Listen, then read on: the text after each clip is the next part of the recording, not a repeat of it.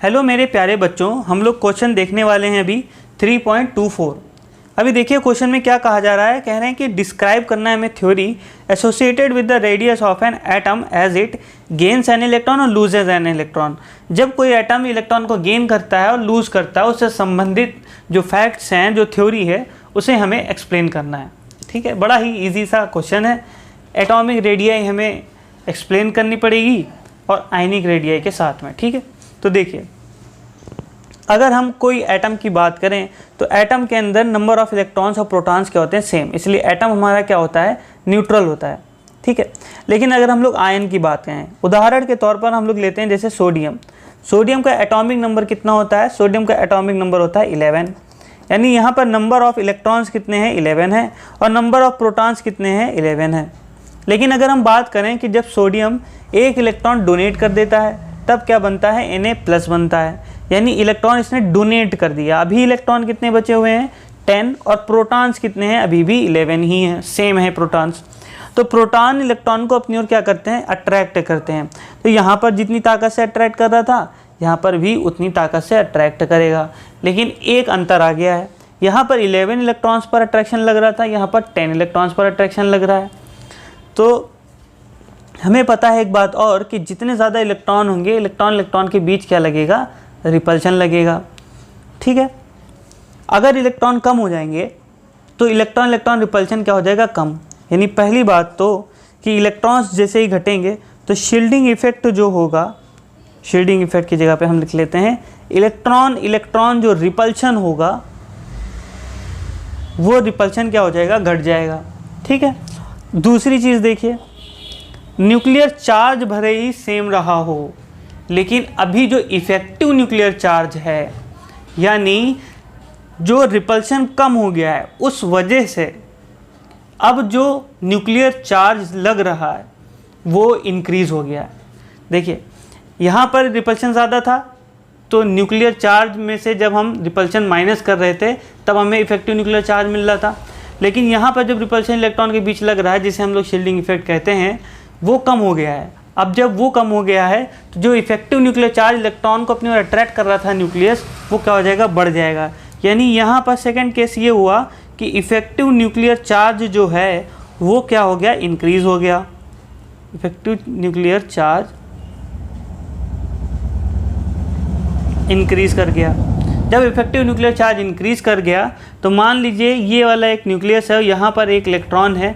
अगर nucleus electron पर effective nuclear charge ज़्यादा लगाएगा, ज़्यादा अप्लाई करेगा, तो न्यूक्लियस इलेक्ट्रॉन को ज़्यादा तेज़ी से खींचेगा। जब ज़्यादा तेज़ी से खींचेगा तो रेडियाई क्या होने जाने वाली है, घट जाने वाली है। समझ में आया? तो इसीलिए क्या होता है कि कैट आयन की रेडियाई जो होती है अपने एटम से क्या होती है, छोटी होती है। क्यों? क्योंकि कैट आयन में नंबर ऑफ इलेक्ट्रॉन्स कम होते हैं, इलेक्ट्रॉन इलेक्ट्रॉन रिपल्शन घट जाता है, जिससे इफेक्टिव न्यूक्लियर चार्ज इंक्रीज हो जाता है और कैटायन की रेडियाई क्या हो जाती है, वो घट जाती है। ठीक है, अभी हम लोग इसको लिख लेते हैं।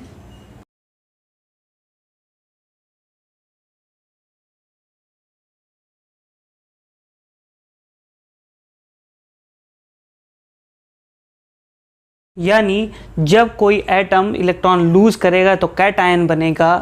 कैटायन और एटम में नंबर ऑफ इलेक्ट्रॉन जो रहेंगे वो क्या रहेंगे, नंबर ऑफ प्रोटॉन्स हैं यहाँ पर, नंबर ऑफ प्रोटॉन्स क्या रहेंगे, सेम रहेंगे।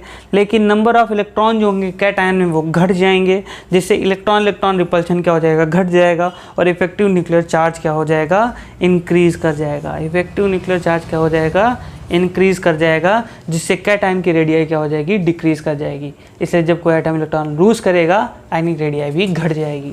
अगर हम लोग बात करें एन आयन की, तो देखिए जैसे हम लोग एग्जाम्पल लेते हैं क्लोरीन का।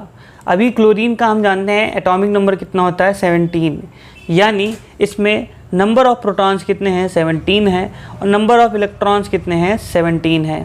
लेकिन अगर क्लोरीन एक इलेक्ट्रॉन एक्सेप्ट कर लेता है, गेन हो जाता है इसमें एक इलेक्ट्रॉन का, तो ये क्या बना लेगा, Cl-।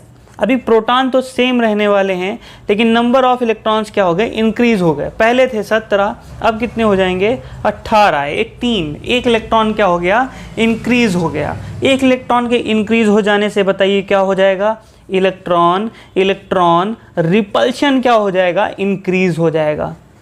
रिपल्शन इंक्रीज है। जाहिर सी बात है, जब इलेक्ट्रॉन इंक्रीज कर गए तो इलेक्ट्रॉन इलेक्ट्रॉन रिपल्शन क्या हो जाएगा, इंक्रीज कर जाएगा। लेकिन दूसरी बात देखिए क्या होगी कि यहाँ पर प्रोटॉन्स कितने थे 17, यहाँ पर प्रोटॉन्स कितने थे 17 हैं। अभी ये प्रोटॉन्स इन 17 इलेक्ट्रॉन पर अट्रैक्शन लगा रहे हैं, इन्हें 18 इलेक्ट्रॉन्स पर लगाना पड़ रहा है, जहाँ इलेक्ट्रॉन इलेक्ट्रॉन रिपल्शन इंक्रीज हो गया है।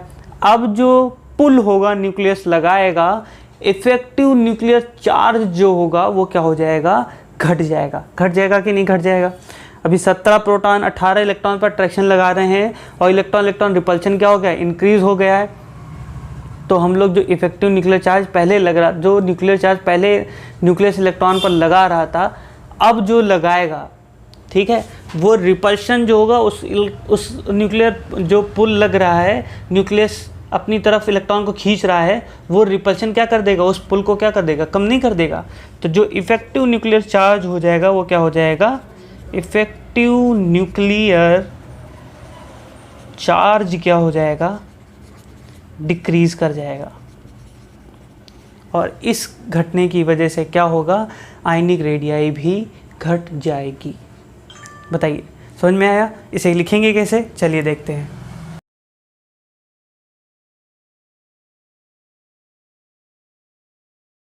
जबकि जब कोई एटम इलेक्ट्रॉन गेन करेगा तो नंबर ऑफ इलेक्ट्रॉन क्या हो जाएंगे, बढ़ जाएंगे, जिससे इलेक्ट्रॉन इलेक्ट्रॉन रिपल्शन भी क्या हो जाएगा, बढ़ जाएगा और इफेक्टिव न्यूक्लियर चार्ज घट जाएगा। इसलिए जब कोई एटम इलेक्ट्रॉन एक्सेप्ट करता है तो आयनिक रेडियाई क्या होती है, इंक्रीज हो जाती है। होपफुली आपको सॉल्यूशन समझ में आया हो। समझ में आया तो वीडियो को लाइक कर दीजिए और चैनल को सब्सक्राइब